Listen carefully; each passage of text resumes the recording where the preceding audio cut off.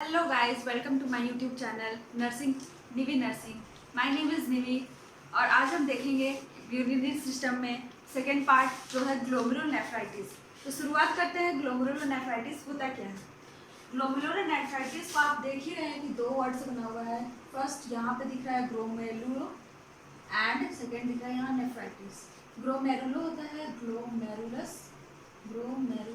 And nephritis. जहाँ पे itis लग जाता है इसका मतलब होता है इन्फ्लामेशंस, मतलब किसी चीज़ का इन्फ्लामेशंस हो गया है किसी चीज़ का। देन यहाँ पे लिखा हुआ है नेफ्रॉन, मतलब हम लोग को पता चल रहा है कि ये किडनी रिलेटेड। नेफ्रॉन में किडनी में नेफ्रॉन होता है, जो स्ट्रक्चरल यूनिट होता है हमारा किडनी का, वो होता है नेफ्रॉन। उसमें जब इन्फ्लामेशंस हो जाता है उसको नेफ्राइटिस कहते हैं। देन यहाँ पे लिखा हुआ है ग्लोमेरुलोनेफ्राइटिस।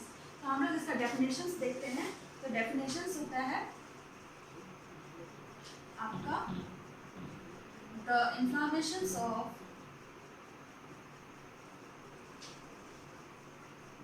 glomerulus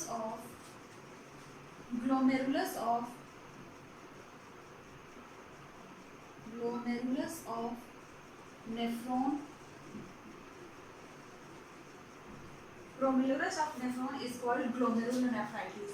क्या कहते हैं? इन्फ्लामेशन क्या होता है? Inflammation of glomerulus of nephron को ग्लोमेरुलोनेफ्राइटिस कहते हैं। एक बार थोड़ा सा स्ट्रक्चर से हम लोग देख लेते हैं कि ग्लोमेरुलोनेफ्राइटिस होता कहाँ पर है।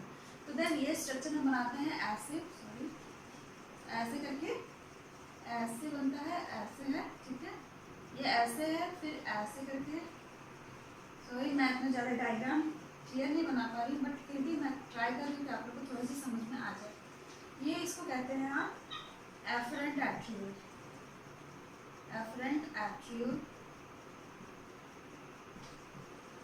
इस पार्ट को कहते हैं एफरेंट एट्रियोल।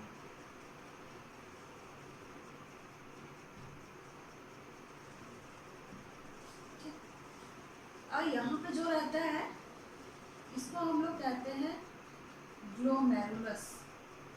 इस पार्ट को ग्लोमेरुलस कहा जाता है। देन यहाँ पे एक छन्नी टाइप का होता है, यहाँ पे छन के आता है। इस पार्ट को हम लोग कहते हैं बोमेंस कैप्सूल। बोमेंस कैप्सूल कहते हैं। देन मेरा बनाने का ये पर्पस है कि हम बता सके कि इसमें नेफ्राइटिस, आखिर ग्लोमेरुलोनेफ्राइटिस होता कहाँ पर। यहाँ से फ्लूइड आ रही है, ठीक है, एफरेंट एट्रियोल से फ्लूइड आई, यहाँ पर छन्ने का काम होता है, ठीक है, यहाँ पे छन्ने का काम होता है। यहीं पे आपका इन्फ्लामेशंस हो जाता है। यहाँ पर अगर इन्फ्लामेशंस होगा तो यहाँ पे गड़बड़ी होगी, यहाँ पे इंक्रीज कर जाएगा परमिएबिलिटी। देन जो यहाँ पे आना चाहिए छन के, यहाँ पे भी आया, ठीक है। यहाँ पर आने के बाद जो भी चीज़ हमारे शरीर को ज़रूरत है वो एब्जॉर्ब हो जाती है फिर से शरीर पे, ठीक है। और जिस चीज़ की ज़रूरत नहीं होती है वो यूरिन में एक्सक्रीट हो जाती है, ठीक है। देन यहाँ पर जो भी चीज़ आपको चाहिए वो डायरेक्टली पास हो जाती हैं, जिसकी छनने की कोई ज़रूरत नहीं है। जैसे स्मॉल पार्टिकल्स, जो स्मॉल मॉलिक्यूल्स होते हैं जो इसमें छन नहीं पाते हैं, वो डायरेक्टली एफरेंट एट्रियोल के द्वारा ब्लड में चले जाते हैं। तो यहाँ पे मैं ये बताना चाहती हूँ कि इस पार्ट में जो होता है यहाँ पे आपको ग्लोमेरुलोनेफ्राइटिस होता है, मतलब यहाँ पे आपका इन्फेक्शन होता है। यहाँ पे आपका इन्फेक्शन होगा तो आपको बोमेंस कैप्सूल में इफेक्ट करेगा। और यहाँ पे इन्फेक्शन होता है तो क्या होता है, यहाँ पे होता है इंक्रीज परमिएबिलिटी टुवार्ड्स आरबीसी। हम लोगों ने कल पढ़ा था नेफ्रोटिक सिंड्रोम में, वहाँ पे देखा था हमने, उसमें भी इंक्रीज परमिएबिलिटी हो जाता है, बट उसमें इंक्रीज परमिएबिलिटी टुवार्ड्स प्रोटीन होता है, और इसमें ग्लोमेरुलोनेफ्राइटिस में इंक्रीज परमिएबिलिटी टुवार्ड्स आरबीसी हो गया, ठीक है। आपको इसमें डिफरेंस पता चल गया होगा कि ग्लोमेरुलोनेफ्राइटिस और नेफ्रोटिक सिंड्रोम में क्या, दोनों में क्या अंतर है। नेक्स्ट, अगर अब हम लोग इसको आप जान गए कि इन्फ्लामेशन कहाँ होते हैं। इन्फ्लामेशन इसी जगह पे होते हैं जिसके वजह से बोमेंस कैप्सूल और बाकी सब किडनी के फंक्शंस में डिले होते हैं या डैमेज होने लग जाते हैं। तो इसके अब टाइप्स अगर हम देखेंगे, ग्लोमेरुलोनेफ्राइटिस के टाइप्स अगर हम देखेंगे तो पहला हो जाता है एक्यूट, ठीक है, और दूसरा हो जाता है क्रोनिक। एक्यूट और क्रोनिक आप लोगों को पता होगा। एक्यूट हो जाता है 2 to 3 वीक्स के लिए रहता है, अगर उसको ट्रीटमेंट कर दिया जाए तो ये एक्यूट में ही ठीक हो जाता है। बट अगर 2 to 3 वीक्स एक्यूट को अगर हम लोग ट्रीट नहीं करें और उसको 4 महीना या मतलब मोस्टली अगर हम लोग देखेंगे तो 1 मंथ से ज़्यादा को अगर ट्रीट नहीं किया जाए तो वो क्रोनिक में चेंज होता है 1 मंथ के बाद। ठीक है, टाइप्स आप देखेंगे तो एक्यूट है, क्रोनिक है, ये 2 to 3 वीक्स चलता है। इसको अगर ट्रीट कर दिया जाए तो ये एक्यूट में ही ठीक हो जाता है, और ये क्रोनिक है वो 1 महीना के बाद को क्रोनिक कहते हैं जब उसको ट्रीट ना किया जाए तो। ठीक, अब नेक्स्ट देखते हैं हम लोग इसका इटियोलॉजी। अब हम लोग नेक्स्ट देखते हैं इसका इटियोलॉजी।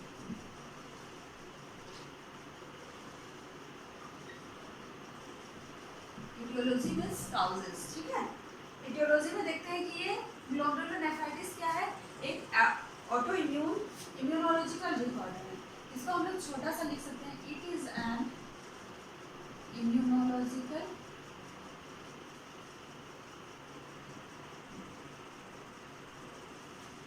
डिसऑर्डर।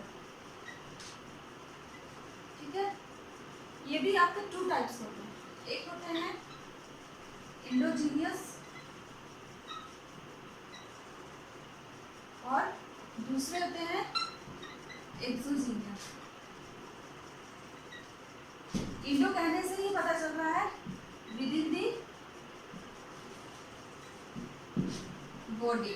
ठीक है, ये हमारे बॉडी में ही रहते हैं जिसकी वजह से ग्लोमेरुलोनेफ्राइटिस होते हैं, और ये आउटसाइड दी बॉडी होते हैं। अब फॉर एग्जांपल हम लोग देखेंगे, फॉर एग्जांपल में क्या क्या होगा।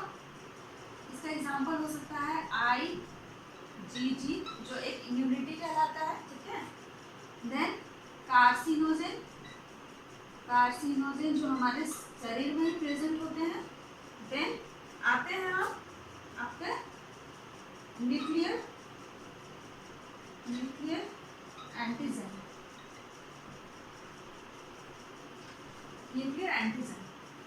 देन एक्सोजीनियस में हम आते हैं, तो एक्सोजीनियस में हम लोग बात करें तो स्टेफाइलोकोकस इन्फेक्शंस। ठीक है, देन आते हैं मायोबैक्टीरियम इन्फेक्शंस,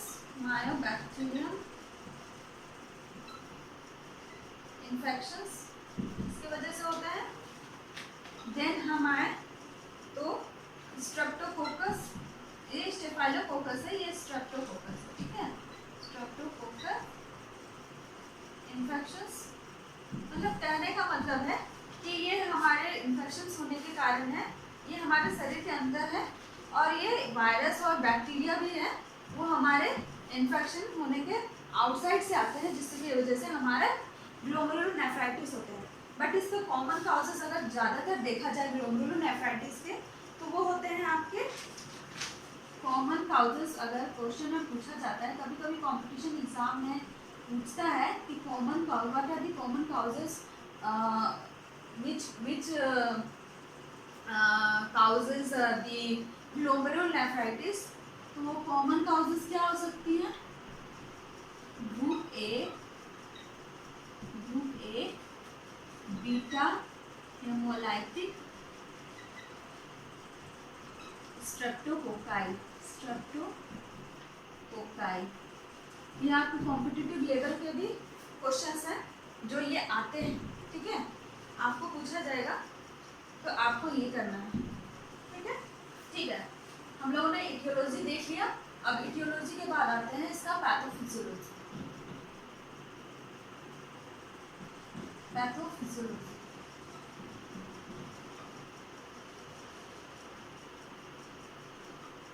पैथोफिजियोलॉजी देखेंगे कि ये कैसे इंटर करता है जो कि ग्लोमेरुलोनेफ्राइटिस आता है। तो हम लोग सबसे पहले देखेंगे कि जो कॉमन काउज था उसी को लेकर के चलेंगे। ठीक है ना, तो पहला है कि किसकी वजह से हुआ, मान के चलते हैं हम लोग group A beta haemolytic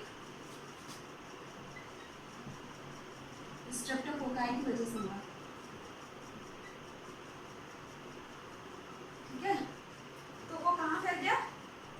inter कर गया, इंटर इन नेफ्रॉन, ठीक है।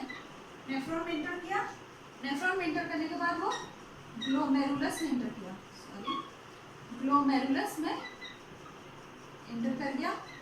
अब ग्लोमेरुलस में एंटर करने के बाद ये क्या, यहाँ पर क्या किया, एंटीजन एंटीबॉडी रिएक्शन किया, ठीक है। एंटीजन एंटीबॉडी रिएक्शंस होने के बाद क्या हुआ, यहाँ पे इन्फ्लामेशंस काउंट्स हो गए, इन्फ्लामेशंस अकर हो गया, ठीक। इन्फ्लामेशन अगर अकर हो गया तो मैंने इससे पहले भी बताया था कि यहाँ पे increase permeability, sorry capillary permeability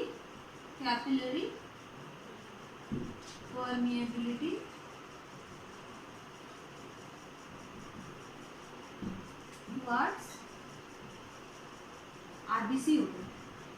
अब वहाँ पे हम लोगों ने देखा था प्रोटीन के लिए increase capillary permeability towards protein था नेफ्रोटिक सिंड्रोम में, बट यहाँ पर क्या हो गया, ग्लोमेरुलर नेफ्राइटिस में इंक्रीज परमिएबिलिटी टुवर्ड्स आरबीसी होगा। अब नेक्स्ट अगर हम लोग देखेंगे, इससे आगे अगर हम जाएंगे तो कैपिलरी परमिएबिलिटी आरबीसी में हो गया तो of course urine RBC present होगा यूरिन में, RBC present in the urine, तो क्या कहेंगे इसको मेडिकल टर्म में, हेमाचूरिया कहेंगे, ठीक है। हेमाचूरिया होगा तो आप बता सकते हैं हेमाचूरिया में भी इसका कलर्ड है, जिसको कहते हैं कोको कोला कलर्ड यूरिन, ठीक है। आपको हेमाचूरिया तो दिखेगा बट वो रेड नहीं दिखेगा, आपको थोड़ा ब्लैकिश ब्राउन ऐसे टाइप का कुछ कलर दिखेगा जो कोको कोला का कलर के जैसे दिखेगा। तो आप इसे बता सकते हैं कि कोको कोला कलर्ड, ऐसे कॉम्पिटिटिव एग्जाम में भी आपका आते हैं कि कोको कोला कलर्ड यूरिन आपके किस यूरिनरी डिसऑर्डर में दिखते हैं, तो आप डेफिनेटली डिटेक्ट कर सकते हो ग्लोमेरुलर नेफ्राइटिस, ठीक है। तो इसका ये पहचान करने के लिए है, ये आपका फाइन बोल सकते हैं आप एक तरह से, कि इसको याद कर सकते हैं कि Coca Cola coloured urine glomerular nephritis में आते हैं। देन हम लोग नेक्स्ट आते हैं पैथोफिजियोलॉजी के बाद क्लिनिकल फीचर्स में। क्लिनिकल फीचर्स में हम क्या क्या देखेंगे, सबसे पहले देखेंगे, हम पहले भी देखे इस पैथोफिजियोलॉजी में हेमाचूरिया जिसमें क्या देखे, कोको कोला कलर्ड यूरिन रहता है, ठीक है।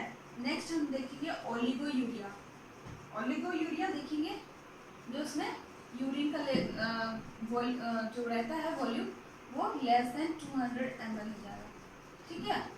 और नेक्स्ट हम देखते हैं, इसमें भी प्रोटीन यूरिया थोड़ा बहुत पाया जाता है, प्रोटीन यूरिया, और उसके बाद हाइपरवोलेमिया,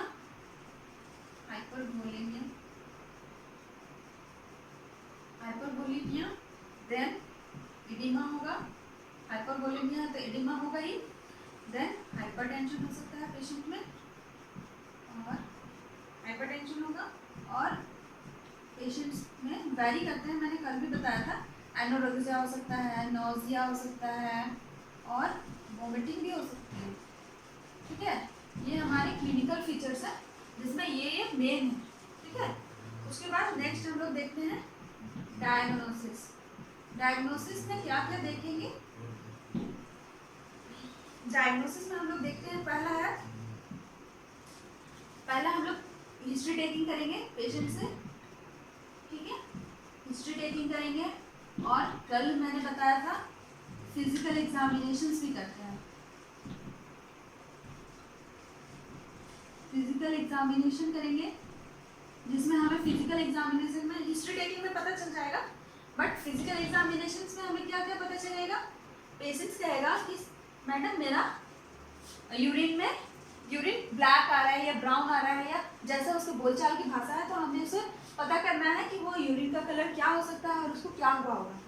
तो वो, या फिर ये भी बोल सकते हैं कि कोको कोला की तरह उसका मेरा यूरिन आ रहा है, तो हमें पता चलना चाहिए कि उसको पेशेंट को मे भी ग्लोमेरुलर नेफ्राइटिस हुआ होगा। तो हम उसे कहते हैं, तो हमें पता चलेगा कि उसे हेमाचोरिया, सिंपली बोल सकता है कि मेरे ब्लड से खून आ रहे हैं। तो हम ये पूछ सकते हैं कि अच्छा ठीक है, खून आ रहे हैं तो किस कलर के आ रहे हैं, रेड आ रहे हैं, ब्राउन आ रहे हैं, ब्लैक आ रहे हैं, जैसे भी आ रहे हैं, तो उसके हिसाब से हम लोग फिजिकल एग्जामिनेशन में ये पता कर सकते हैं। देन हमें और क्या पता चलेगा, पेशेंट्स में एडिमा दिखेंगे, एडिमा रहेगा। देन हाइपरटेंशन, जब ब्लड प्रेशर नापेंगे हाइपरटेंशन रहेगा, और पेशेंट कंप्लेन करेगा कि मुझे थ्रोट में इन्फेक्शन है, मतलब थ्रोट में प्रॉब्लम हो रहा है, या फिर घुटने में दिक्कत हो रहा है, या फिर गले में दर्द हो रहा है। इसे हम पता कर सकते हैं कि उसे थ्रोट में इन्फेक्शन है। जब ये सब हमें फिजिकल एग्जामिनेशन के थ्रू हमें ये सब पता चल जाएगा। देन हम अब इन्वेस्टिगेशंस करेंगे। तो हम क्या क्या इन्वेस्टिगेशंस करते हैं, देन हम लोग इन्वेस्टिगेशन करते हैं तो क्या करते हैं, पहला करते हैं रीनल फंक्शंस टेस्ट, आरएफटी करते हैं।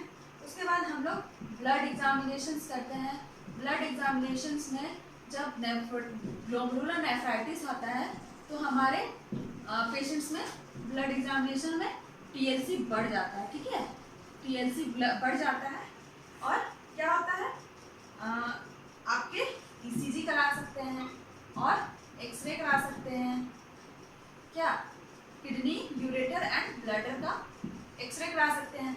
बट ग्लोमेरुलर नेफ्राइटिस का एक कंफर्मेटिव, ये सब तो आपका रूटीन चेकअप हो गया जिसको आपको करना है, लेकिन हम ग्लोमेरुलर नेफ्राइटिस को देख के हम नहीं बता सकते कि patient is suffering from glomerular nephritis. तो हमें एक कंफर्मेटिव डायग्नोसिस करना है जिसका नाम है ASO टाइटर। This is a confirmative diagnosis of glomerulonephritis. Then ASO का फुल फॉर्म होता है anti streptolysin O टाइटर। This is a confirmative diagnosis. ये कॉम्पिटिटिव एग्जाम के नजरिए से भी बहुत इंपॉर्टेंट है, ठीक है, इसको आप लोग याद कर लीजिएगा कि ASO is a confirmative diagnosis of glomerulonephritis, ठीक है। आपका ये डायग्नोसिस कंप्लीट हुआ। देन डायग्नोसिस के बाद हमारा आ जाता है मैनेजमेंट। मैनेजमेंट में मैंने कल भी दो मैनेजमेंट बताया था, पहला बताया था मेडिकल मैनेजमेंट और दूसरा बताया था नर्सिंग मैनेजमेंट।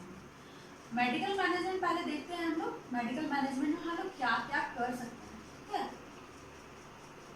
मेडिकल मैनेजमेंट में हम लोग क्या क्या कर सकते हैं। तो पेशेंट्स में इन्फेक्शन है तो हमें एंटीबायोटिक, पहला प्रायोरिटी एंटीबायोटिक को देना है, एंटीबायोटिक, ठीक है। एंटीबायोटिक में बहुत सारे ज़्यादातर डॉक्टर लोग आपके प्रिस्क्राइब करते हैं तो सिप्रोफ्लोक्सासिन करते हैं, सिप्रोफ्लोक्सासिन, ओफ्लोक्सासिन करते हैं और आपका लीवोफ्लोक्सासिन करते हैं, ठीक है, सॉरी लीवोफ्लोक्सासिन करते हैं। बट ज़्यादातर ग्लोमेरुलर नेफ्राइटिस में ड्रग ऑफ चॉइस होता है DOC, क्या होता है, पेनिसिलिन। ज़्यादातर आपके ग्लोमेरुलर नेफ्राइटिस में जो एंटीबायोटिक चलते हैं वो पेनिसिलिन चलते हैं, ठीक है, पेनिसिलिन चलते हैं। देन पेशेंट्स में हम लोगों ने देखा था क्लिनिकल फीचर्स में हाइपरटेंशन था, तो हम उन्हें एंटी हाइपरटेंसिव ड्रग देंगे, एंटी हाइपरटेंसिव ड्रग देंगे लाइक प्रोपानोलोल और आपका एटेनोलोल, ये सब ड्रग चला सकते हैं एंटी हाइपरटेंसिव में जो बीटा ब्लॉकर भी है, ठीक है। और उसके बाद हम क्या करेंगे, डायरेटिक्स दे सकते हैं क्योंकि patients is suffering from oedema also, diuretics देंगे, ठीक है, लाइक लैसिक्स और उसको बोलते हैं फ्रूसामाइड। ये आपका हो गया मेडिकल मैनेजमेंट। अब आते हैं patients is suffering from kidney related disease, तो हमें डाइटरी मैनेजमेंट भी करना है, ठीक है, डाइटरी मैनेजमेंट भी करना है। और डाइटरी मैनेजमेंट में हम लोग क्या दे सकते हैं पेशेंट्स को हमें हाई न्यूट्रिशनल डाइट देना है, हाई न्यूट्रिशनल डाइट देना है। देन हमें हाई प्रोटीन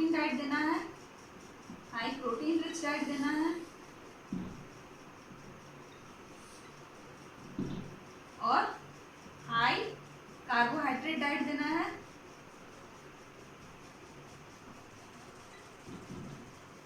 और लो सोडियम डाइट देना है, low sodium and fat diet, low sodium and fat diet provide करानी है, ठीक है। देन हमारा आ जाता है last but not the least nursing management.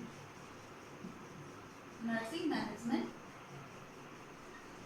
Management में हमें क्या देखना है, जब कोई पेशेंट ग्लोमेरुलोनेफ्राइटिस में आता है तो उसका सबसे पहले हमें मॉनिटर करना है, क्या मॉनिटर करना है इनपुट आउटपुट चार्ट, ठीक है। इनपुट आउटपुट चार्ट आपको मेंटेन करना है ओवर 24 आवर्स, ठीक है। उसके बाद हमें पेशेंट्स वेट लॉस कर सकता है या वेट गेन कर सकता है, इसलिए वेट भी चेक करना है, ठीक है। नेक्स्ट आते हैं, वो मॉनिटर करना है इनपुट आउटपुट चार्ट तो मेंटेन करना ही है, बट हमें ये भी देखना है कि पेशेंट्स को कोई फर्दर कोई कॉम्प्लिकेशंस तो नहीं हो रहे, to assess for any further complications. तो इस तरह आपका ग्लोमेरुलोनेफ्राइटिस आज खत्म हुआ। आई होप आपको ऐसे समझ भी आया होगा और मुझे लगता है कि मैंने अच्छी तरह समझा भी पाई। और अगर आपको कोई डाउट हो या कुछ हो, प्रॉब्लम हो, तो मेरे कमेंट में आकर मुझे बता सकती हैं ताकि मैं उससे बता पाऊँ। और अगर आपको मेरा वीडियो अच्छा लगा हो तो प्लीज़ एक लाइक कर देना, शेयर करना और सब्सक्राइब करना। Thank you.